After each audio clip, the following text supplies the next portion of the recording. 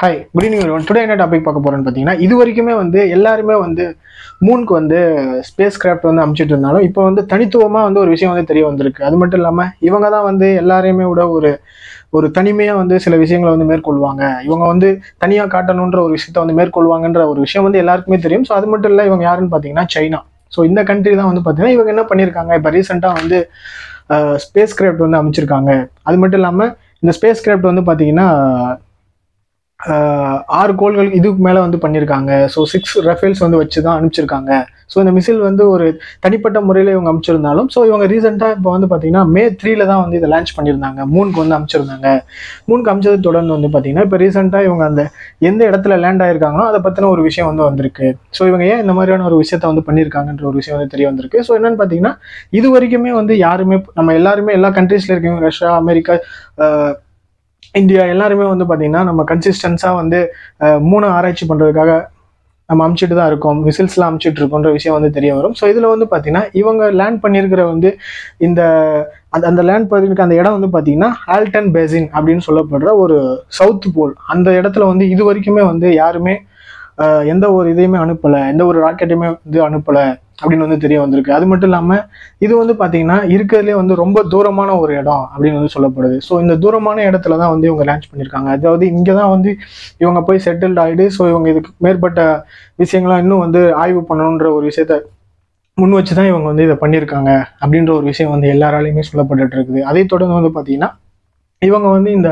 6 rocket ஒரே இதில் அமைச்சிருக்காங்க அப்படின்னு சொல்லப்படுது. 6 ராக்கெட் இல்லாமல் இதை எடுத்து சென்ற ஒரு விஷயம் பார்த்தீங்கன்னா இதில் 6 பேஸ் மட்டும் இருக்கு அப்படின்னு தெரிய வந்திருக்கு. இது ஒவ்வொன்றுமே ஒரு ஒரு விஷயத்த செஞ்சுட்டு இருக்கோம் அப்படின்னு தெரியாது. இதில் பார்த்தீங்கன்னா ஒன்று அதில் இருக்கக்கூடிய மினரல்ஸை 2 கிலோகிராமுக்குள்ள இடையுள்ள ஒரு விஷயத்த தூக்கிட்டு போயிருக்கு, ஒரு மிஷின்ஸை தூக்கிட்டு போயிருக்கு அப்படின்னு சொல்லப்படுது. இது பார்த்தீங்கன்னா நிலாவிலேயே பார்த்தீங்கன்னா ஓட்டை போட்டு அங்கே இருக்கக்கூடிய மினரல்ஸை எடுத்து ஆராய்ச்சி பண்ணுற அளவுக்கு கூட இதில் திறமை இருக்கு அப்படின்னு சொல்லப்பட்டிருக்கு. இது பார்த்தீங்கன்னா June 25 தான் இதில் இருக்கக்கூடிய அந்த மினரல்ஸை எடுத்துட்டு அகைன் வழக்கமாக சைனாக்கே வந்துடும் அப்படின்னு சொல்லப்படுது. ஸோ அதுக்கப்புறமா பார்த்தீங்கன்னா யூஎஸ் என்ன சொல்கிறாங்க, இவங்க எடுத்த இந்த விஷயம் பார்த்தீங்கன்னா இவங்க மேற்கொண்டிருக்கிற இந்த விஷயம் பார்த்தீங்கன்னா யூஎஸ் என்ன சொல்கிறாங்கன்னு பார்த்தீங்கன்னா இவங்க மேற்கொண்டிருக்க இந்த விஷயம் அடுத்த 10 வருஷத்துக்கு ஆஸ்ட்ரோனட்டுக்கெலாம் ரொம்ப யூஸ்ஃபுல்லாக இருக்கும் அப்படின்னு தெரிய வந்திருக்கு. இவ்வளோ சின்சியராக இவங்க இதை பண்ணிட்டு இருக்கிறதுக்கு காரணமான ஒரு விஷயம் என்னன்னு பார்த்தீங்கன்னா, அதாவது எல்லாருமே இந்த மாதிரி மூணு ஆராய்ச்சி பண்ணுன்ற ஒரு விஷயத்துல முக்கிய பங்கு வச்சுட்டு இருக்காங்க. அது மட்டும் இல்லாமல் இது தொடர்ந்து நம்மளோட துணைக்கோளான மூணை பார்த்தீங்கன்னா நம்ம பாதுகாக்கணும். ஸோ என்னதான் இருக்கு அப்படின்ற ஒரு விஷயத்தை தான் தாண்டி இதை கண்டிப்பாக எல்லா கண்ட்ரீஸுமே நடத்தணும் அப்படின்ற ஒரு விஷயத்தை தாண்டி எல்லாருமே அமைச்சிட்டு இருக்காங்க. ஸோ இவங்க இது வரைக்குமே நாங்கள் முதல்ல நம்ம தான் ஒரு டிஃப்ரெண்ட்டாக இருக்கணும், நம்ம தான் முதல் இடத்துல இருக்கணும் அப்படின்ற ஒரு விஷயத்த இதை தான் பண்ணி இவங்க அதை அமைச்சிட்டு இருக்காங்க அப்படின்னு தெரிய வந்திருக்கு. அது மட்டும் இல்லாமல் இதில் பார்த்தீங்கன்னா 2024 பார்த்தீங்கன்னா இவங்க அமைச்சது இது 3வது தடவையாக இந்த ராக்கெட் லான்ச் ஆனது 3வது தடவையாக இருக்குது அப்படின்னு தெரிய வருது. ஃபர்ஸ்ட் 2024 யார் அமைச்சிருக்காங்கன்னு பார்த்தீங்கன்னா ஜான்ல ஜப்பான் அமைச்சிருக்காங்க. ஸோ அதை தொடர்ந்து நாசா அமைச்சிருக்காங்க.